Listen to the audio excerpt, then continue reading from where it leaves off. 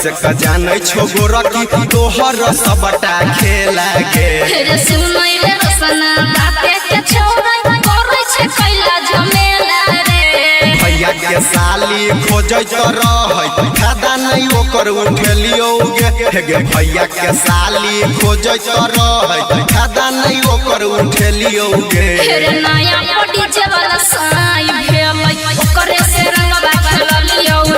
रे नया डीजे वाला साई भेलै ओकरे से रंगवा खेललियो रे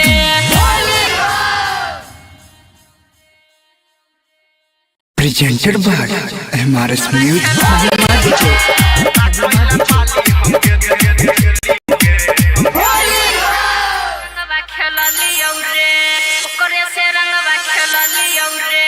होली के दिन में नी पता तो छी ताकैला पाली हम गेलियो गे होली के दिन में नी पता तो छी ताकैला पाली हम गेलियो गे रे नया डीजे वाला साई भेलै ओकरे से रंगवा खेललियो रे नया डीजे वाला साई भेलै ओकरे से रंगवा खेललियो रे होली के दिन में नी पता तो छी ताकैला पाली हम गेलियो गे होली के दिन में नी पाली हम गेलियो गे नया डीजे वाला साई नया डीजे वाला साई भेलै ओकरे से रंगवा खेललियो नया ओकरे से साई भेलै ओकरे से रंगवा खेललियो